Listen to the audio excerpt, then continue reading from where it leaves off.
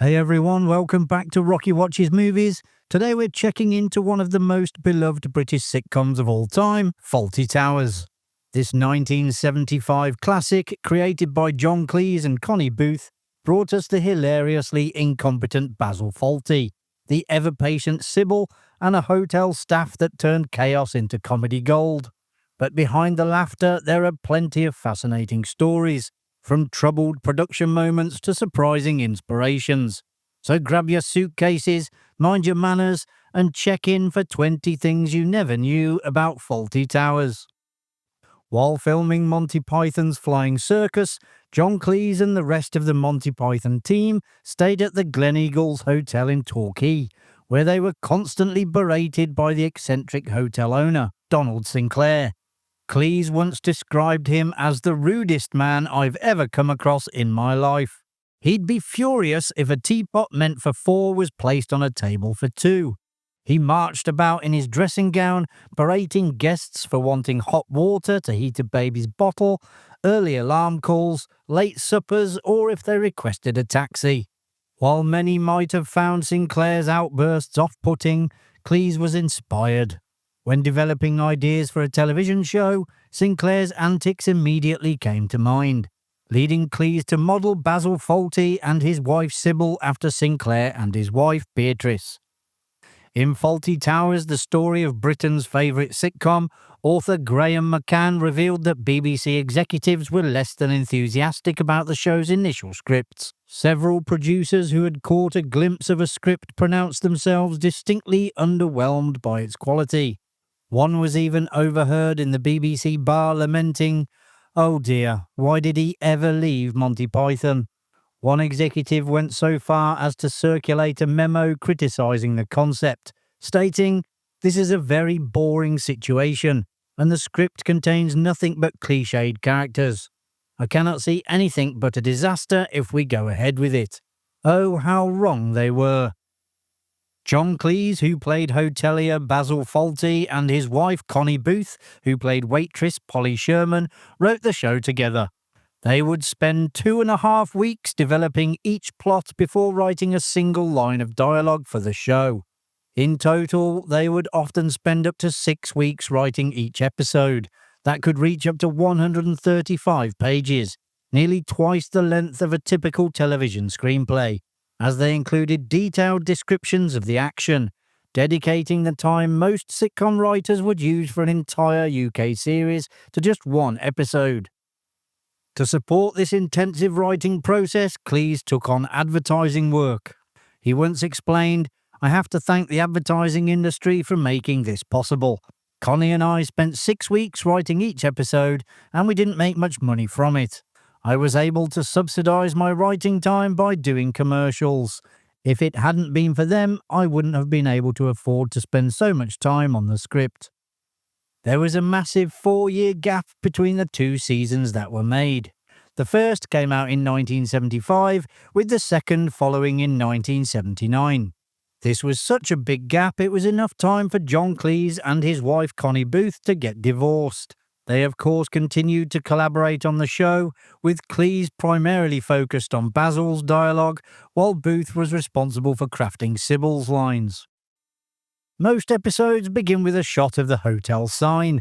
This changes in each episode, starting off with letters falling down or missing.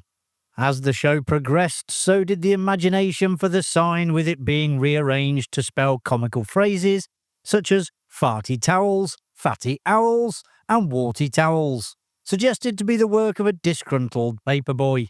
In reality, these amusing anagrams were created by production assistant and crossword puzzle enthusiast Ian McLean. In the Season 1 finale, The Germans, Basil Fawlty struggles to organise a fire drill, while at the same time waiter Manuel, played by Andrew Sachs, accidentally starts a real fire in the kitchen. During filming, Sachs wore a jacket coated in smoke-producing chemicals, which ended up burning his arms so badly that they turned plum red. The BBC eventually compensated him with £700. That's about just over $1,000 in damages. After watching, please check out our new channel, Rocky Goes to Hollywood, where we look into the lives and careers of the amazing people who made the classic movies we still love to this day. There's a link in the description below. Thanks for your support, it really is appreciated. The Germans wasn't the only time Sachs suffered for his art. Earlier in the first season, in the episode The Wedding Party, Basil strikes Manuel with a saucepan in a classic moment of physical comedy. During rehearsals, Cleese tried to lighten the blow, but in one take, he accidentally hit Sachs so hard that the actor nearly passed out. The Daily Mirror review of the first episode was headlined, "Long John Short on Jokes." Unusually, the episode was given a supportive repeat on BBC Two less than 3 months after its initial broadcast. It was shown again on BBC One 7 months later, and as a result, the audience grew, and with it, expectations.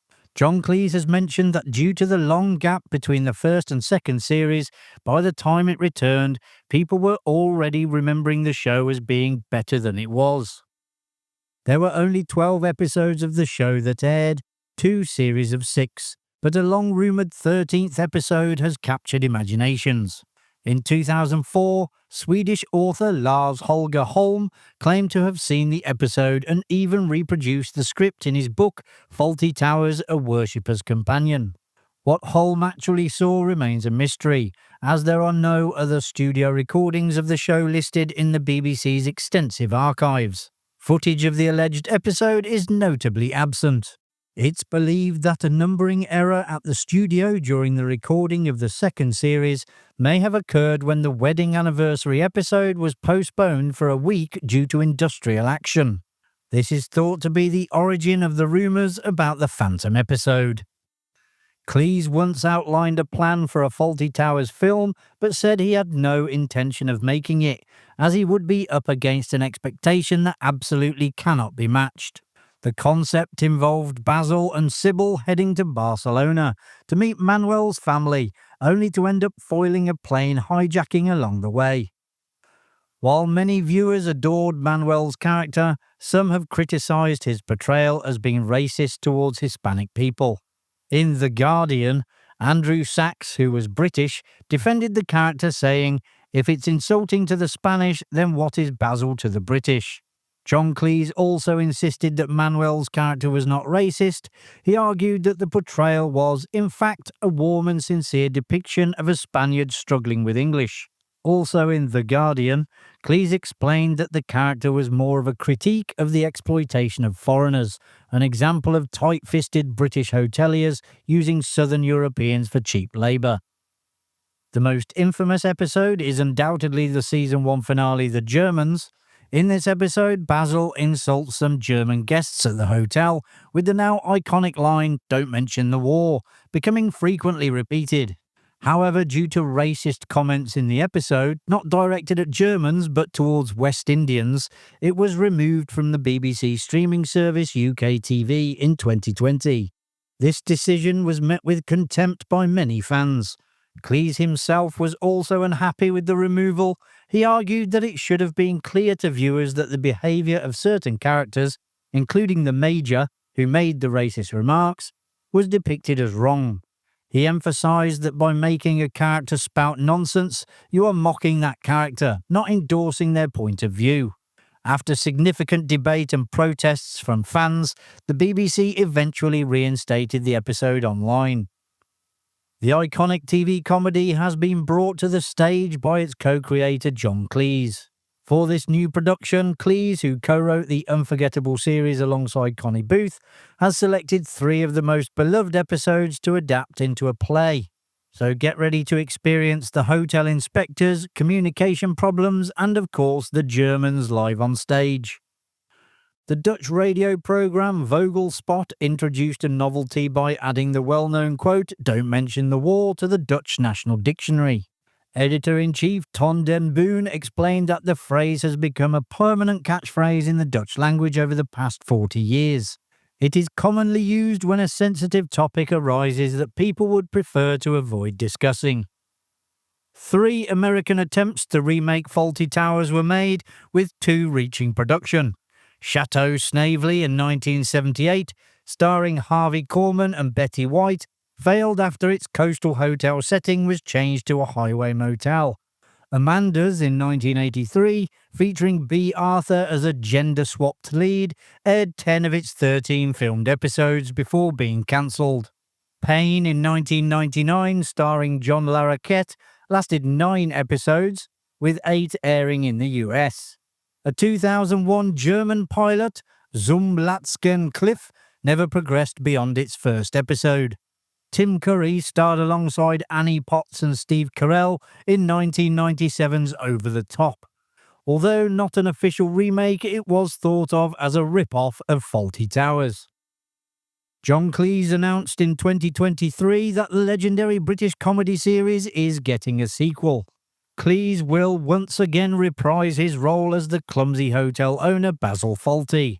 The release date for the sequel is still unknown, but it has been confirmed that Cleese's daughter, Camilla Cleese, will also star in the series, taking on the role of Basil Fawlty's daughter. In this continuation, Basil Fawlty will, in his signature neurotic fashion, run a small hotel. He has recently discovered the existence of his daughter, and viewers will get to see how Basil navigates the challenges of the modern world. Apparently, Cleese will be the only original cast member to return. Prunella Scales, who played Sybil Fawlty, has been diagnosed with Alzheimer's, and Andrew Sachs, the bumbling Spanish waiter, has sadly passed away. If we ever get to see it, though, is anyone's guess. Series co-creator Connie Booth is reportedly unhappy about the news of the Fawlty Towers sequel. Booth has expressed her disappointment at not being informed about the sequel plans until she read about them in the newspaper. She has made it clear that she will not be cooperating with the project. Although set in Torquay, much of the location filming actually took place in Harrow and Wembley, with restaurants and hospitals standing in for Devon. A suburban London street was used for the scene where Basil manically whacks his car with a branch. The road name can be seen on screen in the programme. The building used for the hotel exterior was in fact a golf club in Buckinghamshire, Woodburn Grange Country Club. Unfortunately, it was destroyed by fire in 1991 and demolished shortly after. In 2000, Fawlty Towers was ranked first on the British Film Institute's list of 100 greatest British television programmes. But I wouldn't put too much stock in their view, as Only Fools and Horses was ranked at number 45, Criminal. And there you have it, folks. You now know a little bit more about Fawlty Towers. If you enjoyed the video, which I presume you did as you got this far, hit that like button and subscribe so you don't miss any future videos coming to Rocky Watches Movies. Thanks for watching. I'll see you in the next one. Bye for now.